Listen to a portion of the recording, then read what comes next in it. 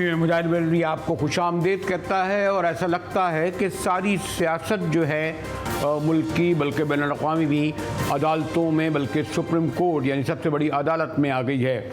और आप देखते चले जाएं, चाहे साइफ़र केस हो, किसी पार्टी को इंतखाबी निशान देना है या देना दो, इद्दत की मुद्दत का केस हो, मखसूस नशिस्तों का केस हो, और ये भी देखा जा रहा है कि किस तरह माजी में रिलीफ दिया गया या अब दिया जा रहा है। बहरहाल जो इस वक्त ऐसा लगता है कि जुडिशरी के फ़ैसले मुस्तक़बिल में जो कि सियासत पर बड़े गहरे असर छोड़ेंगे या उनसे कह सकते हैं कि मुल्क की सियासत का एक नक्शा हमारे सामने लाएंगे।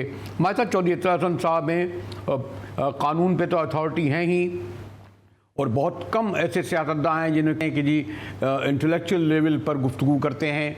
और बड़ी थाना कचहरी गुजरी, मेरे ख़ास न्याज़मंदी चौधरी साहब के साथ है। शुक्रिया चौधरी साहब आप आए। और मेरा यही पहले सवाल होगा कि पहले सियासत मोची दरवाज़े पे होती थी, नशर पार्क में होती थी, पार्टियां करती थी, क़यादत करती थी। अब तो लगता है कि सियासी फ़ैसले जो हैं वो हमारे सुप्रीम कोर्टों में ही तो होंगे।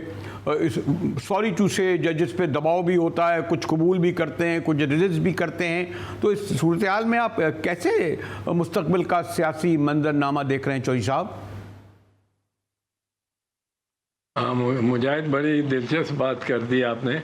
बात यह है कि मैं तो देख रहा हूँ पाकिस्तान की तारीख में 75 साल की तारीख में मुतसलसल के साथ साथ चलते आ रहे हैं। एक मोतबर है ज़्यादा, एक कुछ उसको तनकीद ज़्यादा ही होती है। यानी चीफ़ जस्टिस कॉर्नेलियस और चीफ़ जस्टिस मुनीर, ये इनके दरमियान ही कशमकश चलती आ रही है। कभी कभी सारे ही मुनीर बन जाते हैं, जिस तरह ज़फ़र अली शाह के केस में या बेगम नुसरत भुट्टो के केस में, जिसमें ये मार्शल लॉ ही को जायज़ करार देते हैं और डिक्टेटर को आइन में तरमीम का भी इजाज़त दे देते हैं। असल में बात यह है कि सियासी जमातों की भी हमारी अजीब तारीख रही है। वो यूब खान ने 1958 में आके, आपको याद होगा या पता होगा कि वो बैन कर दी थी, सारी पार्टीज़ को बैन कर दिया था। फिर 1962 में उसने एक सियासी जमातों को रिवाइव किया पॉलिटिकल पार्टीज़ एक्ट में। उसमें सिर्फ एक लिखा हुआ था कि टू फॉर्म और जॉइन अ पॉलिटिकल पार्टी। यही जब 1973 का आइन आया तो उसमें आर्टिकल 17 में ये जो शहीद जुल्फ़िकार अली भुट्टो का आइन है, इसमें बड़े वाज़े तौर पे ये लिखा था आर्टिकल 17 में कि ये बुनियादी हक़ है हर शख्स का टू फॉर्म और जॉइन ए पॉलिटिकल पार्टी। अब वो ज़ाहिर है political party legitimate political party होगी, टीटीपी से तो इनको नहीं शामिल हो सकते। पर हमारे यहाँ 175 पार्टीज़ हैं जो रजिस्टर्ड हैं, जो लेजिटिमेटली मेरा हक़ है मैं किसी को ज्वाइन कर लूँ या किसी का भी मेंबरशिप ले लूँ। ये मेरा हक़ है 175 पार्टी से अंडर आर्टिकल 17। अब ये दिलचस्प बात ये है कि जो अगर आप उससे 175 से उसको कर दें सिर्फ 160 की इजाज़त दें मुझे, तो ये मेरा आइनी जो इस्तेहकाक है वो मजरू हो जाता है। अब ये हुआ यहाँ हमारे यहाँ जो हुआ है वो कि और हो रहा है कि कुछ एक जमात के उन्होंने इलेक्शन कमीशन ने उससे उसका निशान छीन लिया। जब निशान छीन लिया तो ये तसव्वुर किया, इस बुनियाद पे छीना कि ये निशान उस सियासी जमात का है। और सियासी जमात का निशान हम कहते हैं तीर का निशान पीपल्स पार्टी, शेर का निशान नून लीग, बल्ले का निशान पीटीआई, तो ये उस निशान ये पार्टी का है। असल में ये निशान होता है उस वोटर का जो पढ़ नहीं सकता और 70% ना ख़्वानदा इलिटरेट हमारे लोग हैं और वोटर हैं, उन करोड़ों लोगों को ये निशान होता है कि वो पूछती है बीबी आपके पोलिंग स्टेशन पे आप खड़े हैं कि बच्चा मुझे बताओ कि मैंने बीबी शहीद के बेटे को वोट देना है, सुना है वो बिलावल खड़ा है, तो आप मैं कैसे नाम पढ़ूंगी उसका। आप कहते हैं कि वो तीर का निशान ये देखो, ये इस पे मोहर लगा देना, वो आपको दुआएं देती जाके वोट डाल आती है। अब ये निशान वोटर का है, लेकिन इस तसव्वुर से कि ये निशान पार्टी का है और पार्टी के अगर ओहदेदारों ने 10 ओहदेदारों ने कोई इलेक्शन में अपनी इंट्रा पार्टी इलेक्शन, पार्टी के अंदर जो इलेक्शन गड़बड़ की है, तो आप उससे निशान वो सज़ा दे सकते हैं उन 10 लोगों को, उनका निशान छीन कर। पर वो आप सज़ा उनको नहीं दे रहे हैं, सज़ा आप वोटर को 10 शायद 5 करोड़ वोटर को दे रहे हैं या 4 करोड़ वोटर को, जिनको वो इस निशान के लिए वोट करना है, क्योंकि उनसे आप सहूलत जो है वोट की वो डिप्राइव कर रहे हैं। अरे अब इस पे 2 बड़े फैसले 1980 के दिहाई में आए, दोनों बीबी शहीद के मुतल्लिक थे, दोनों में मैं वकील था। एक में कहा गया कि पॉलिटिकल पार्टी का, वैसे तो ये कहते हैं पॉलिटिकल पार्टी को फॉर्म ज्वाइन करना या फॉर्म करना मेरा बुनियादी हक है एज अ सिटीज़न, लेकिन उसको एक्सटेंड किया गया कि पॉलिटिकल पार्टी इलेक्शन में पूरी तगोदौ से हिस्सा ले सकती है, गवर्नमेंट बना सकती है। ये सिर्फ हक उसका ये नहीं है कि मैं पार्टी ज्वाइन कर लूँ जो मर्ज़ी की और फिर उस पार्टी के हाथ पाँव बांध के और लिटा दिया जाए फर्श पे और कहा कि जाए कि तुम जिंदा हो तो यू आर फॉर्म्ड और ये मेंबर भी है तुम्हारा, पर आप कार्रवाई कुछ नहीं कर सकते। उसमें कहा to operate as a political party in all its dimensions is also a fundamental right। उसके बाद निशान का मसला बन गया, हमें निशान डिनाई होने लगे, हम फिर गए बीबी शहीद के नाम से वो केस है 88 में ही, तो उसमें उन्होंने कहा कि सिर्फ पार्टी को ज्वाइन करना या फॉर्म करना ये नहीं हक, ये और सिर्फ यही हक नहीं है कि वो पार्टी में जो भी वो एक्टिविटी जो भी पार्टी कर सकती है वो करे, लेकिन जो पार्टी का इस्तेहकाक है वो भी दूसरी पार्टियों को दिया जा रहा है, वो भी इस राइट में आता है। और इस वजह से ये निशान भी एक फंडामेंटल राइट है। निशान एक और पहलू भी जो है ना फंडामेंटल एक और भी है कि पहले कोर्टें कहलाती थी, ये क्या हुआ कि हम कहते हैं चौधरी कोर्टें, फिर पिछले कादी, अब आजकल आ रहा है कि कादी साहब की कोर्ट, यानी जुडिशरी होती है, सुप्रीम कोर्ट होती है, लेकिन ये जो है हमारे जैसे जस्टिस मुनीर जैसे अब और वो तसल्लुल से जारी है, जैसे कादी फायद ईसा मुजाहिद, 1 मिनट सब्र करो, 1 मिनट सब्र करो। अमेरिका में भी कहते हैं रॉबर्ट्स कोर्ट, वॉरेनबर्ग कोर्ट, अच्छा। ये जो चीफ जस्टिस होता है उसके नाम से मंसूब किया जाता है। मैं जो आपको बता रहा हूँ बात वो ज़्यादा सीरियस है और समझने वाली है। अब ये मामला आया नवाज़ शरीफ के मामले, नवाज़ शरीफ के मामले में ये हुआ कि नवाज़ शरीफ वज़ीर आज़म था, उसको हटा दिया गया, वो सुप्रीम कोर्ट गया, वो सुप्रीम कोर्ट गया, तो अब सवाल ये पैदा हुआ कि क्या वजारत उज़्मा में बैठे रहना भी मेरा हक है? अगर मैं वज़ीर आज़म एक बन गया हूँ एक दफ़ा, तो क्या मैं ये मेरा बुनियादी हक हो गया कि अब मैं वज़ीर आज़म ही रहूँगा और किस? क्योंकि बुनियादी हकूक़ वो होते हैं जो सब में कॉमन हो, तो एक को तो आपने दर्जा दे दिया कि आप वज़ीर आज़म हो, उसने कहा कि मुझे गलत हटाया गया, मेरी असम्बली को गलत डिज़ोल्व किया गया। अब ये किस तरह फंडामेंटल राइट बनता है? ये इस तरह बनता है कि सुप्रीम कोर्ट ने कहा कि सिर्फ पार्टी ज्वाइन करना, पार्टी में एक्टिविटी करना, पार्टी को आज़ादी से एक्टिविटी करना और इलेक्शन में लड़ने का ही हक नहीं है। इस फंडामेंटल राइट में all the penumbra of rights जो कलेक्टिवली उसके इर्द गिर्द जैसा चांद के गिर्द हाला होता है पेनम्बरा, वो सारे राइट्स भी फंडामेंटल राइट्स हैं। और इसके पास अगर मेजॉरिटी है तो इसका फंडामेंटल राइट है कि ये प्राइम मिनिस्टर हूँ। सो पार्टी के पास वो सब राइट्स होने चाहिए जो दूसरी पार्टीज को हैं या पेनम्बरा ऑफ राइट्स। अब आप अपने केस के लिए आ जाते हैं। इस केस में ये हुआ है कि आर्टिकल 17 के तहत मैं मुझे हक है कि मैं जिस पार्टी में ज्वाइन कर लूँ। अब मैं इत्तेफाक से, और इत्तेफाक नहीं बल्कि इलेक्शन कमीशन की जबर से मुझे पार्टी का कैंडिडेट नहीं बनने दिया, मेरी पार्टी से निशान भी छीन लिया और मुझे इंडिपेंडेंट कर डाला। चलो मैं इंडिपेंडेंट इलेक्ट होके आ गया हूँ।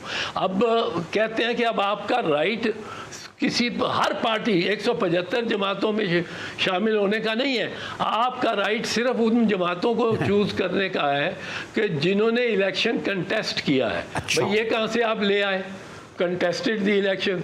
ये अब मुझे रिस्ट्रिक्ट करते हैं कि उन पार्टीज़ को चूज़ करो। मैं कहता हूँ मैं उनमें से नहीं चूज़ करता। मैं शामिल होना चाहता हूँ ऐसी पार्टी जिसने ना इलेक्शन लड़ा है, ना उसका मेंबर है पार्टी में कोई पार्लियामेंट में। ये दो शर्तें लगा रही है इलेक्शन कमीशन और चीफ जस्टिस साहब, इसके ज़्यादा माइल है इस तरफ। अब मैं कहता हूँ भाई साहब, मेरी एक जो पार्टी जिसको मैं शामिल होना चाहता हूँ वो सोशलिस्ट पार्टी ऑफ पाकिस्तान है। उसने ना इलेक्शन लड़ा है, ना उसने कोई उसका मेंबर है इस हाउस में, पर उसका लीडर जो है आबिद हसन मंटो, वो मुझे अच्छा लगता है, उसकी बात मुझे अच्छी लगती है, सिंसियर लगता है। मैंने उस पार्टी में शामिल होना है। आप किस तरह रोक सकते हैं? इलेक्शन कमीशन कहती है चूंकि एक्ट में, ये आइन है, ये एक्ट है, एक्ट उसके मातहत है आइन के। वो कहता है एक्ट में लिखा हुआ है कंटेस्टिंग पार्टी। भाई मुझे तो आइन ने राइट दिया हुआ है एनी पार्टी। अब मैं सोशलिस्ट पार्टी ऑफ पाकिस्तान को ज्वाइन करना चाहता हूँ। मेरे साथ 40 और इंडिपेंडेंट मेंबर्स हैं जो सारे सोशलिस्ट पार्टी को ज्वाइन करना चाहते हैं। आप किस तरह रोक सकते हैं? वो कहते हैं हम रोकते नहीं, हम आपको ये हक नहीं देंगे कि आप काउंट हो towards women seats and minority seats. मैं कहता हूं भाई साहब, वो पेनम्बरा ऑफ राइट्स है। वो सिर्फ राइट एक नहीं है। वो अगर वज़ीर आज़म नवाज शरीफ रह सकता है वज़ीर आज़म और आर्टिकल 17 के तहत, तो मुझे राइट जो मिलना चाहिए, जो हर पार्टी को दे रहे हैं आप, जो कि वहाँ है, वो मुझे भी मिलना चाहिए। मैं ना सिर्फ एक पार्टी बनाऊं 40 MNA के साथ मिलके, ना सिर्फ ये यकदम पार्लियामेंट्री पार्टी बन जाए, बल्कि ये भी कि वो पार्लियामेंट्री पार्टी बनकर वो सीटें भी ले जो दूसरी पार्टीज जो पहले से पार्टीज के इलेक्ट होके मेंबर्स आए। आप कहते हैं नहीं, कम से कम एक मेंबर होना चाहिए आपका पार्लियामेंट में before you can get that. भाई वो क्यों? वो कहते हैं क्योंकि लफ्ज़ हुआ है इंक्लूड शैल बी इंक्लूडेड। आप काउंट में कि कितने इंक्लूड होंगे।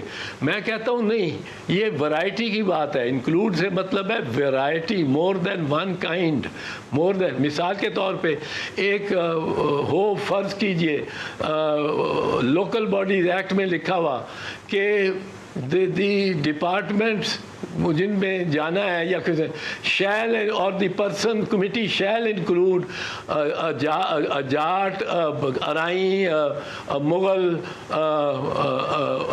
गुजर, पठान। अब इसका इंक्लूड का मतलब है कि ये वैरायटी होनी चाहिए। इंक्लूड का ये मतलब नहीं है कि पहले एक कमेटी में एक पठान बैठा हुआ हो तो फिर बाकी दाखिल हो सकते हैं।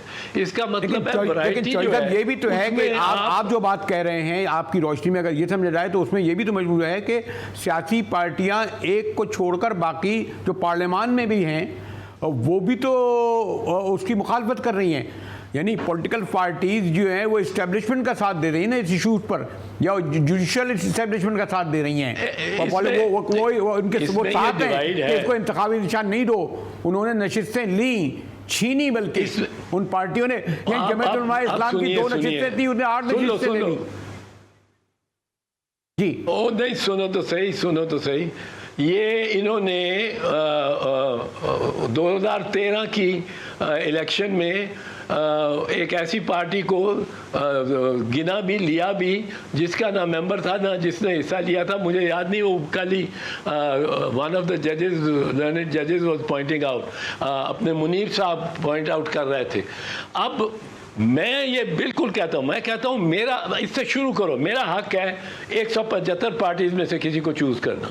मेरा हक है कि जब मैं पार्टी चूज कर लूँ तो उस पार्टी का हक है कि वो अपने उसके टेबल पे रखे हुए, चूंकि वो वजारत उज़्मा भी ले अगर ले सके, वो लीडर ऑफ द अपोजिशन ले अगर उधर अपोजिशन में आए काम आए, वो पॉलिटिकल एक्टिविटी करने के लिए भी आज़ाद हो, वो उसको जो मतलब है बतौर पार्टी जो हकूक़ है और जो उसको मिल सकता है, मिसाल के तौर पे विमेन सीट या माइनॉरिटी सीट्स वो भी ले, क्योंकि ये पेनम्बरा ऑफ राइट्स है जो कि सुप्रीम कोर्ट ने मियां मोहम्मद नवाज शरीफ के केस में कहा है। सिर्फ ये नहीं है, वरना आर्टिकल 17 तो सिर्फ ये कहता है कि every citizen not being a government servant shall have the right to form और ज्वाइन एनी पॉलिटिकल पार्टी। अब मैं ज्वाइन कर बैठा हूँ तो मुझे कहते हैं बस आप ज्वाइन करे रहे, आपने ज्वाइन कर लिया, आप उसके मेंबर हो गए, ये आपका राइट था, आप इस कमरे से बाहर नहीं जा सकते। आइन के सबसे बड़े महाफिज तो जुडिशियल चीफ जस्टिस है, वो ये क्यों कर रहे हैं फिर? हाँ, चीफ जस्टिस साहब की मेरा ख्याल है ये एक उनको थोड़ा सा दुश्वारी है कि वो जो जिस फैसले के से निशान ले लिया गया है वो फैसला इस वक्त बहुत कलीदी हैसियत रखता है इस मौजूदा बहस में, क्योंकि अगर निशान गलत लिया गया है तो फिर गलत तौर पे सारी बुनियाद ही हिल जाती है।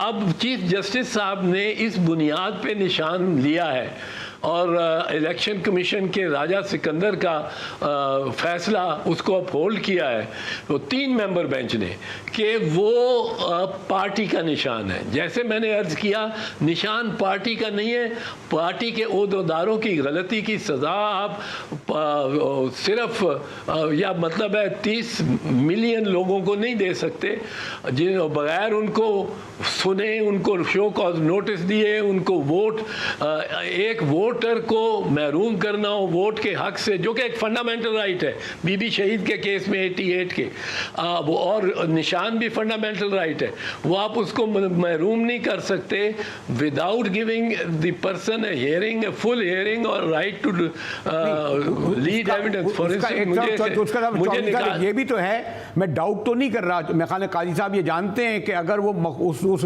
निशान दे देते हैं और आज़ाद उम्मीदवार और अक़लियतें मिल जाते हैं तो पार्टी की इस वक्त जो पार्लियामान की शक्ल है वो बदल जाएगी, वो अक़लियत में आ जाएगी, नून लीग अक्सरियत खो बैठेगी, इसे और गिर जाएगी हुकूमत।